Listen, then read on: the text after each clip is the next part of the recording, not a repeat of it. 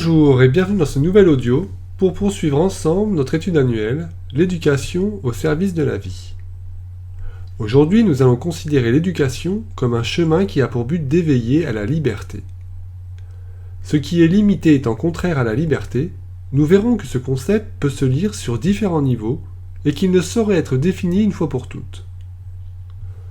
Lorsque nous parlons de liberté, nous pouvons en premier lieu l'apercevoir comme étant la capacité de faire ce que l'on veut sans rencontrer d'obstacles. Être libre serait alors une absence de contrainte quant à la mise en œuvre de ses objectifs. Mais si faire ce que l'on veut, où l'on veut et quand on veut, apparaît être le summum de la liberté, nous pouvons cependant objecter qu'une telle considération de la liberté peut poser problème par les limitations ignorées qu'elle contient.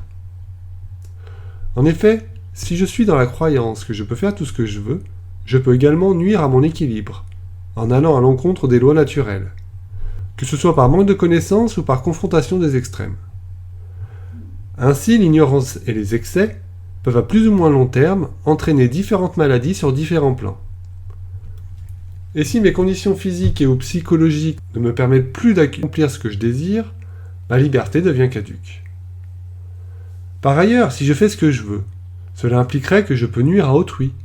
La liberté serait alors une propriété individuelle. Et ce faisant, chacune vivrait sous la menace de la liberté que possèdent les autres. Or, vivre sous la menace étant contraire à la liberté, l'adage nous dit que la liberté s'arrête là où commence celle d'autrui. À partir de là, nous voyons que la liberté ne peut être considérée comme un attribut personnel, mais qu'elle vaut pour tous les membres du groupe auquel nous appartenons. Ainsi, la liberté appelle à être définie par l'ensemble de ses membres, afin de considérer quelles sont les règles qui répondront au mieux de sa mise en application. La liberté doit alors être conditionnée. Ainsi, si nous prenons l'exemple de la démocratie, la liberté est vue comme un ensemble de droits et de devoirs offrant la possibilité à chaque individu de s'épanouir physiquement, émotionnellement, intellectuellement et spirituellement. Dans un tel système, les lois sont pensées dans le but de protéger la liberté des individus. Le peuple choisit par le vote, direct ou indirect, les lois qui régissent la vie en société. Et ce, quel que soit le niveau d'éveil de la sensibilité des citoyens aux réels besoins humains et terriens. Dans le meilleur des cas, le peuple vote pour une gouvernance qui dirige de manière aimante et bienveillante, en pensant le bien de la communauté dans son ensemble. Dans le pire des cas, le peuple vote pour une gouvernance qui, de manière égoïste et autoritaire, cherche à servir les intérêts personnels de quelques-uns au détriment de l'ensemble. Si nous pouvons considérer que la liberté progresse lorsque le pouvoir est conféré aux citoyens, l'éducation a un rôle primordial afin que chacun puisse user de son libre arbitre à dessein. L'éducation, basée sur l'éveil d'une sensibilité à l'interdépendance, à la solidarité des systèmes, à la coopération, à la valeur essentielle du tout et de chaque étincelle de vie qui évolue en ce tout, donnera naissance à un état de conscience national tout à fait différent d'une éducation basée sur la compétition, la réussite personnelle et la peur de l'échec. Quelle définition de la liberté transmettons-nous aux adultes de demain ? Celle d'user de son libre arbitre pour choisir en conscience l'intérêt de l'ensemble ? Celle d'obéir sans discuter pour avoir le droit de participer à la vie sociale ? Ou celle de la réussite individuelle ? Ce point est essentiel, car les électeurs choisiront le programme leur paraissant le plus favorable à la mise en œuvre de leur propre définition de la liberté. Les choix que nous faisons, quels qu'ils soient, ont des répercussions collectives et individuelles. Mais au fur et à mesure que notre sensibilité s'éveillera à un état de conscience d'ensemble, nous chercherons, à partir du plan mental, à servir en conscience le bien commun.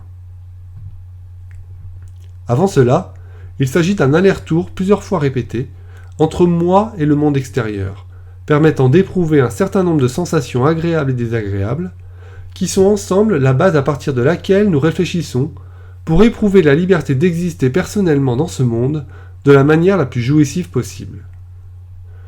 Ainsi, au fur et à mesure que l'individu use de son libre arbitre pour s'épanouir, il évolue jusqu'à pouvoir prendre consciemment part à la vie familiale, sociale et politique, pour questionner et repenser les règles communes à l'aune de son interprétation personnelle du sens de l'existence. Cependant, à la lecture de ce qui précède, Considérer la liberté comme étant soumise à un certain nombre de conditions peut questionner quant à savoir si la liberté ne se situerait pas au-delà de ces conditions. Ceci impliquerait alors de reconnaître et de dépasser l'enfermement des limitations conditionnantes qui nous ont conduits à éprouver un sentiment de liberté individuelle et qui nous ont permis d'arriver jusqu'à se considérer soi-même comme une personne bien développée dont l'importance n'est plus à douter. Ce point culminant de l'importance personnelle étant alors à considérer comme l'enfermement même duquel s'émanciper. Rappelons que les crises, les résistances et les souffrances que nous vivons collectivement et individuellement manifestent une inadéquation entre le renouvellement de la conscience et ses différentes formes d'expression. Il va s'agir alors de se donner soi-même en profondeur aux transformations nécessaires pour servir l'avenir. Car au-delà d'un système politique, on peut aussi considérer que la liberté est avant tout un état d'équilibre intérieur entre les valeurs de la conscience et les formes à travers lesquelles elle s'exprime, et ce, quelle que soit la place que nous occupons sur l'échiquier social. Ce qui implique de se connaître soi-même, non seulement en tant que personne en mesure d'utiliser son intellect pour répondre aux besoins du corps physique, aux désirs qui se cachent derrière les émotions, ou pour se positionner dans ses choix, mais également pour se connaître en tant qu'être, à l'origine de la construction de notre personnalité. À partir de là, il va falloir nous poser la question, à savoir si nous sommes vraiment libres et s'il est possible d'atteindre la liberté. Avancer sur le chemin de la liberté ne consistera plus à éveiller sa sensibilité à ses sensations intérieures pour répondre de son équilibre personnel, mais celle de se questionner sur les conditions qui nous permettent d'éprouver un état de liberté afin de s'en émanciper. En effet, si nous parvenons à choisir ce qui est bon pour nous-mêmes, ce libre arbitre n'est-il pas conditionné par notre expérience passée? Qu'est-ce qui conditionne mes choix? Mon éducation? La morale? L'opinion publique? Les droits que j'ai acquis? La pensée de la majorité? Celle de la minorité? Mon environnement social? Est-ce la mémoire d'une sensation à partir de laquelle je cherche à rétablir les conditions passées d'une expérience pour retrouver cet état? Nous assouvissons nombre de nos désirs, dont nous sommes bien conscients, mais dont nous ignorons les causes. Ainsi, sans nous en rendre compte, notre liberté est limitée par l'absence de connaissance de soi. D'où naîtra une nouvelle idée de liberté, la nécessité de se connaître soi-même en s'émancipant de son passé et de ses passions. Un nouvel usage du mental apparaît, celui de discerner avec précision ce qui appartient à l'histoire de la construction personnelle et ce qui appartient au soi qui en est la cause. Autrement dit, discerner l'ombre de la lumière, discerner l'irréel, le moi, du réel, le soi. Pour cela, il s'agit de considérer chaque instant comme l'opportunité de reconnaître les réactions personnelles, quelle que soit leur couleur et leur niveau de subtilité, car celles-ci renferment une clé pour avancer sur le chemin de la libération. Chaque réaction est l'expression d'un attachement qui prend racine dans la peur de ne plus exister en tant que moi-je. Chaque réaction est l'expression d'une interprétation égoïste du bien, du beau, du vrai, à laquelle nous sommes identifiés, car permettant de nous définir en tant que personnalité, signifiant alors que nous ne sommes pas en phase avec le réel. Ainsi, cheminer vers la liberté nous demande de rectifier notre regard, jusqu'à entrer dans la vision globale du soi supérieur, où toute chose est connue telle qu'elle est en vérité, c'est-à-dire illimitée en essence. Tant que l'humain n'est pas libre de son amour pour l'incarnation, tant qu'il n'est pas libre de ses attachements personnels à l'existence sur le plan matériel, chacune de ses décisions repose sur un intérêt personnel. De ce point de vue, croître en liberté n'est pas un droit, mais un devoir d'émancipation de nos propres chaînes, ce qui passe par la nécessité de renoncer à exister pour soi-même et par amour de plus grand que soi, ne plus rien demander pour le soi séparé. De ce point de vue, la liberté est un affranchissement de toute exigence personnelle envers soi-même ou autrui. Un chemin d'émancipation de l'illusion du moi-je, auquel nous souscrivons en conscience par amour de la vie réelle, et servir la vérité avec sagesse, force et amour pour répondre sans rien attendre en retour des réels besoins de l'âme humaine. Ainsi, pour celles et ceux qui aspirent à avancer sur le chemin de la libération, il est demandé de veiller à nos motivations.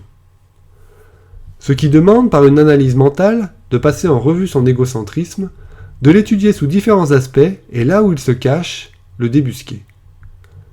Il ne s'agit pas de le condamner, mais de le reconnaître en tant que tel, en portant le corps émotionnel à un certain degré de calme, pour identifier mentalement, avec froideur et détachement, mes attentes. Qu'est-ce que j'attends de mon travail, de mes contacts? Quels sont mes intérêts personnels, y compris dans des détails qui pourraient paraître sans importance? L'égocentrisme est l'ombre du soi véritable. Le reconnaître permet un décentrage et dans l'oubli de soi, de s'identifier progressivement au soi, en connaissant chaque être comme un aspect de ce soi. Notons ici qu'une tendance mystique consiste à rejoindre le plan de l'âme, éprouver la plénitude de l'être, sans discerner ce qui en soi fait obstacle à la radiance de sa présence à travers l'existence. Notons ici qu'une tendance mystique consiste à rejoindre le plan de l'âme, éprouver la plénitude de l'être, sans discerner ce qui en soi fait obstruction à la radiance de sa présence à travers l'existence. Dans l'oubli de soi, nous grandissons en liberté, car nous sommes initiés à aimer et servir sans rien attendre en retour. Cet état d'abnégation n'est pas l'attitude maniérée d'une fausse humilité, ni la fuite en avant d'un activisme débordant où l'individu se perd dans l'agitation de sa propre activité, mais un apprentissage à l'immobilité intérieure afin de s'accorder et accueillir les vibrations les plus subtiles auxquelles se sensibiliser. À travers l'abnégation de la personnalité, qui cesse de tirer profit de ses contacts en différents milieux, l'âme irradie ses qualités, et sans rien attendre, nous recevons ce qui peut venir en aide à nos semblables. Dans ce contexte, la liberté est alors abnégation, innocuité, altruisme, prenant racine dans un amour désintéressé. Au fil de ce cheminement, nous apprenons donc consciemment à naviguer librement à travers les différents plans de l'existence, afin de répondre en conscience sur le plan sur lequel le devoir nous appelle. Être libre n'est donc pas de rester perché sur un plan supérieur de la conscience, mais bien de pouvoir naviguer sur les plans inférieurs et supérieurs, sans être sous l'emprise du moi, mais bien centré dans le soi, afin d'être un médiateur du réel, un transmetteur.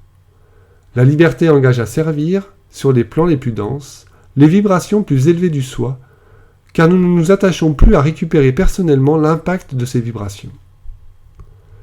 Il a fallu de nombreuses incarnations pour que naisse le mirage de l'importance personnelle. Il en faudra également de nombreuses pour passer de l'amour de soi à l'amour du tout, non pas en théorie mais en conscience. De ce point de vue, la liberté est ainsi un chemin de mort et de renaissance, afin que de cycle en cycle, l'on puisse s'inscrire en conscience dans le grand mouvement de la vie. En s'émancipant de nos attaches matérielles, nous participons humblement à laisser transparaître à travers l'humanité la véritable beauté de notre essence divine, et concourons au renouvellement des formes par l'élévation vibratoire que cela impose. Pour conclure, nous pourrions dire qu'au fur et à mesure que nous invoquons et évoquons les qualités de notre identité fondamentale, nous servons la mise en œuvre de l'amour au quotidien.